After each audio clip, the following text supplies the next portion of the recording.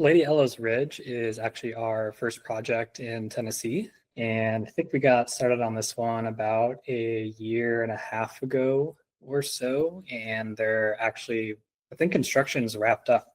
The goal was to get it done for Thanksgiving so they could be hosting their family and friends in the house is the last I remember hearing. So I think that it should be done. So we need to get a trip out there to check it out. But this one is an interesting project from a couple reasons, like a handful of Huts customers that we get from time to time. They had worked with an architect previously. They had bought a piece of land that they really loved outside of Knoxville. They went through the whole design process and were super excited about it. And the project came in $600,000 over their budget, making it totally, couldn't do it, like nowhere close to really making it happen at all. So they were about to sell the piece of land and move on and give up on the dream. And they came across us and gave us a call, and we were able to walk them through our process, how we go through being mindful of costs as much as we can as we go. And they gave it another shot with us. And as I kind of described before, the project is done. So we were able to be like really successful and deliver this one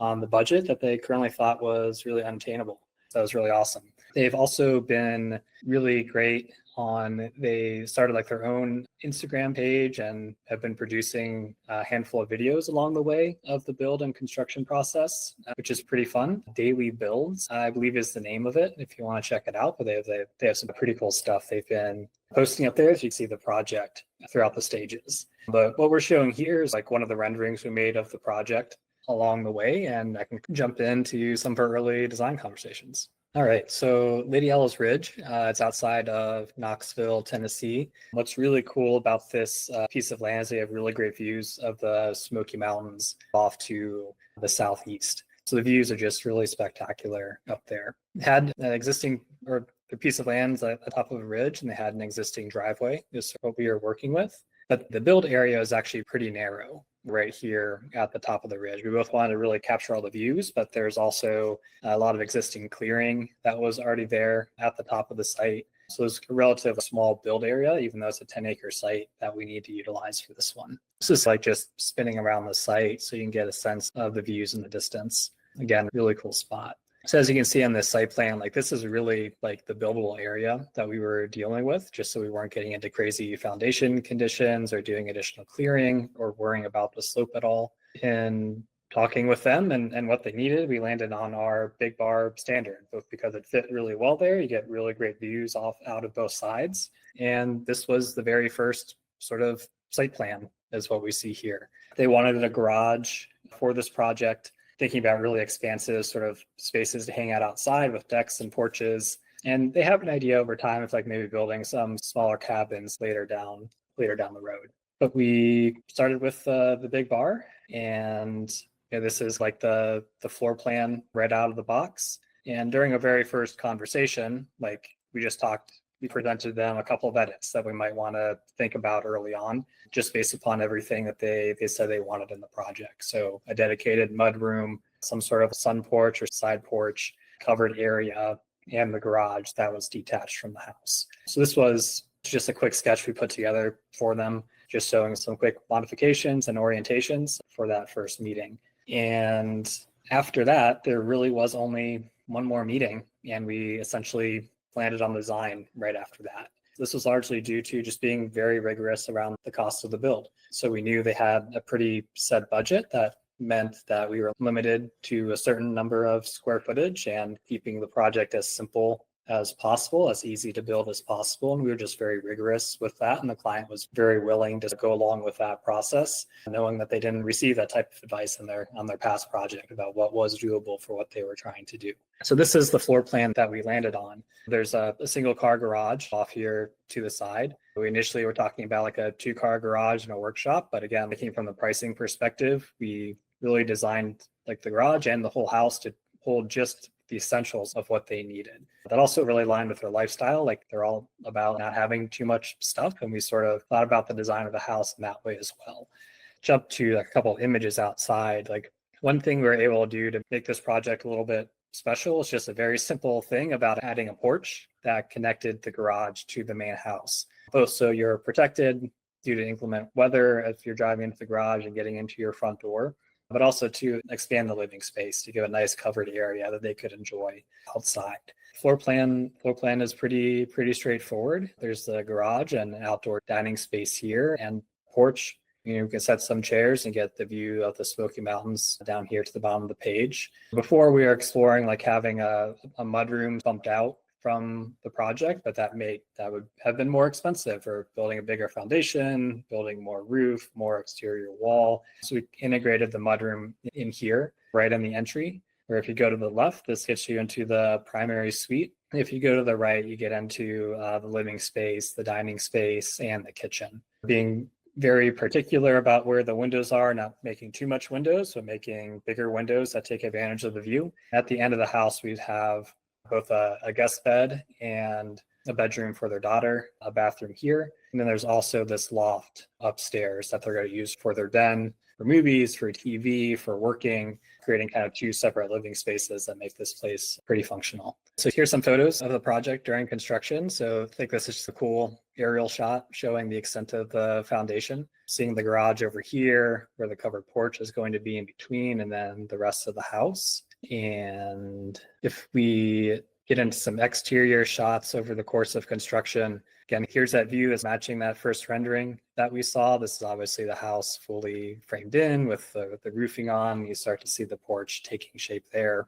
And yeah, getting the views of the mountains through here as well. This is inside the space. The kitchen is going to go under the loft here, but you can see the loft over here. We brought the loft over the kitchen to create a cozier space for that kitchen and just to gain some extra square footage for an office up above. Just a couple more images here of the exterior. Here's a view like standing farther back, like in the living room. So you can see like the big impact that these windows have for the views that you'll capture. This is standing up here in the loft. There's a bit of a attic and storage space over that entry mudroom area and the bathroom. Be able to gain some storage space up there. This is the den. There's just two skylights in there, which is pretty cool. So cool stargazing space.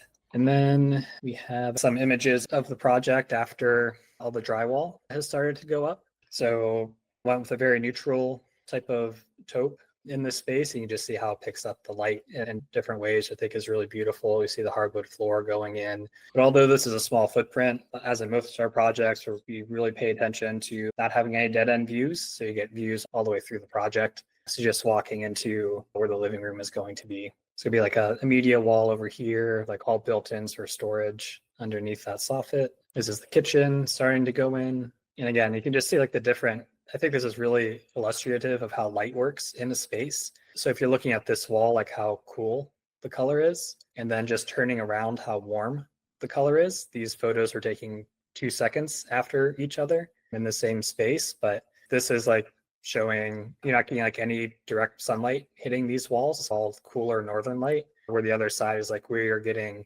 sunlight coming in behind you and bouncing off these walls, which is a warmer light, which I think is just always a cool thing to experience. Again, more views of the living room in there. This is a view up on the loft going into the den back there. So here's the den with those two skylights. It gives a cool space. Does anybody have any questions on the projects or anything you want to see? Any thoughts anyone has? Yeah, if you go back to the 04 interior finishes, I thought I saw another one. I was looking at it the other day, actually, the 1105 one. Yeah.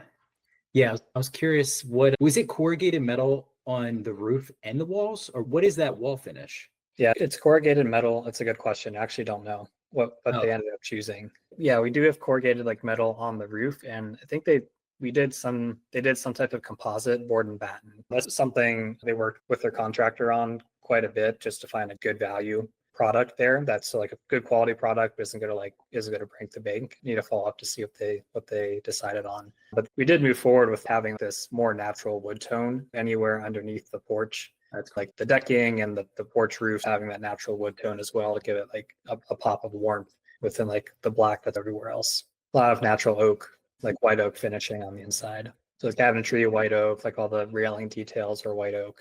So it's a very simple color palette. It's a nice color. It works well against the contrast of the white ceiling too. Just in general, yeah, good color palette. Oh, that's nice. Hey, Joe, you have mentioned that they're aiming at wrapping this up by the end of the month.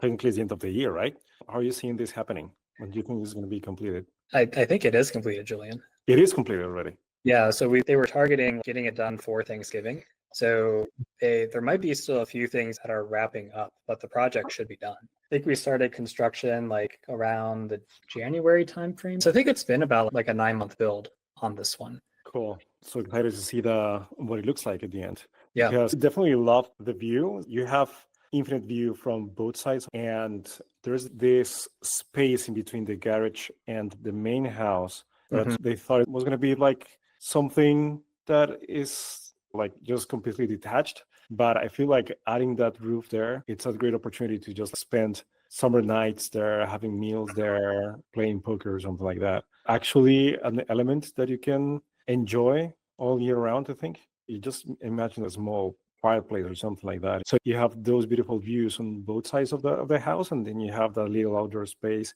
in between the two structures. And of course, everything that is going to come after what you're planning with the garden design. Yeah, you can see like at the end of the house here, this is like really like gets sunlight throughout the day, like really good southern exposure. So they're going to put a vegetable garden in here. There's a deck stretching this whole side of the house, but then the land kind of tosses down this way as well. So there'll be other things like fire pits or places to hang out outside down the slope too. Amazing. This is one of my favorite projects, actually. Yeah, I love this one. I love the porch condition a lot. I feel like it's such a simple couple of moves that really make it its own unique modification of our standard. And it's just fantastically simple and elegant.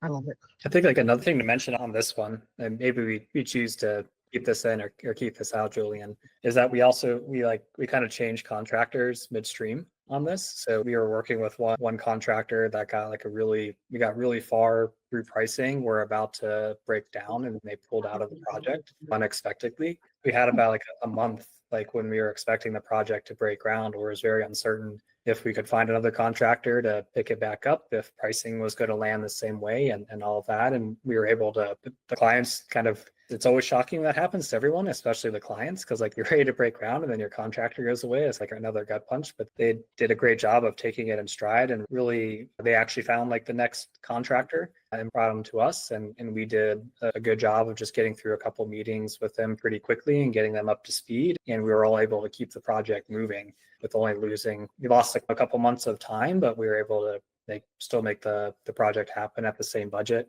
when it really could have fallen apart at that moment.